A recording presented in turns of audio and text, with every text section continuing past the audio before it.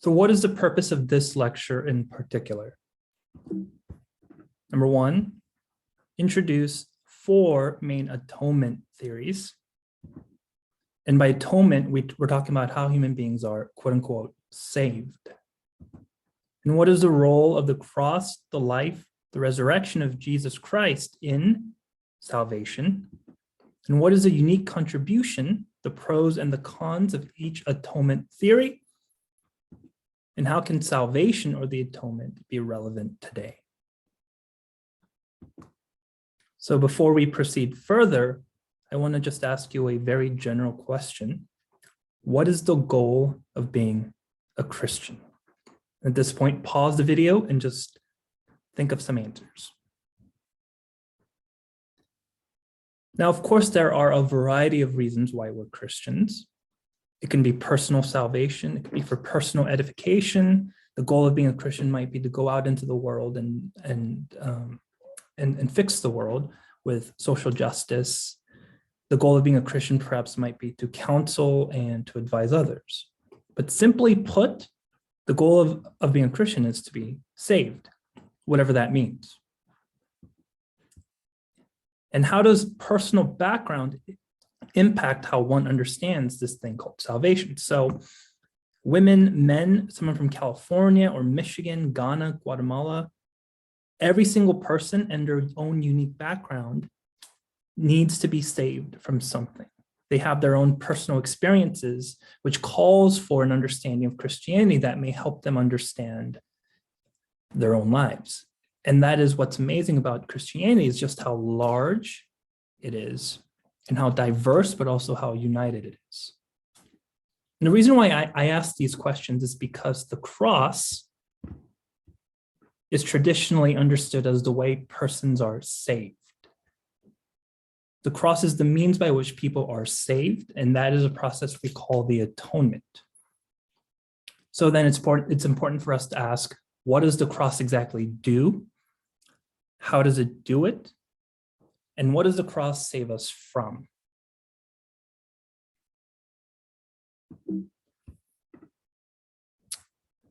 Why the cross?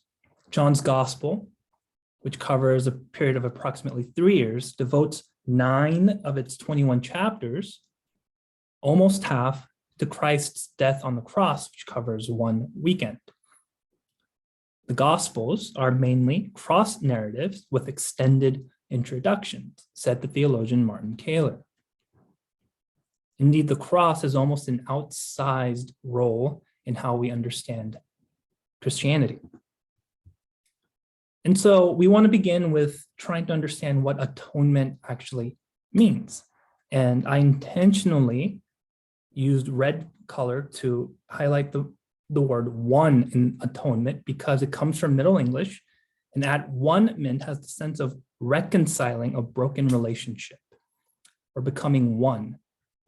Reconciling a relationship that it's been broken or disconnected, either between God and human beings, between human beings and other human beings, and perhaps even human beings and the environment. So atonement is the process by which a broken relationship is restored and repaired. So generally speaking, the work of Jesus on the cross and its saving significance, reconciling God and humanity, humans with humans, and humanity with all of creation.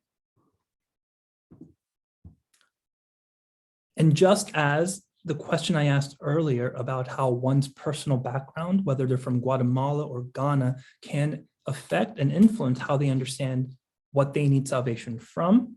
Indeed, there are multiple atonement theories which explains what actually happened on the cross. Like puzzle pieces coming together, with each puzzle piece speaking on an aspect of the larger whole. And so these atonement theories reflect the context in which they were created. So a person in the East, say in the 2nd century, their background, their concerns would be much different from someone, say, in the 16th century, or for us here today in the 21st century. This is what the Dutch theologian Herman Bavinck said about the atonement. This is the early 20th century. Scriptures continually views the suffering and death of Christ from a different perspective, and in each case illumine another aspect of it. Like the person, the work of Christ is so multifaceted that it cannot be captured in a single word or summarized in a single formula. The different books of the New Testament, therefore, different meanings of the death of Christ are highlighted, and all of them together help to give us a deep impression and a clear sense of the riches and many-sidedness of the mediator's work. Indeed, the cross of Christ is really quite diverse and multifaceted. And if we look in the Bible itself, we're going to encounter many diverse atonement metaphors. And the way the New Testament uses these metaphors are related to the world in which the Bible was speaking to in the first century, related to public spheres relevant to all of society, whether it be law or commerce or relationships, worship, military, medicine. Indeed, these are areas of life that are still very relevant for us here today, isn't it? So when we understand salvation in terms of, say, law, or salvation, say, in terms of the military, when we have a good grasp of what the Bible has to say, maybe we can understand and apply atonement and salvation to our context in the world here today, and think about some of the things that we need salvation from in the world today. And Jesus himself talks a little bit about his death in the Gospels in Mark, as well as his death for others.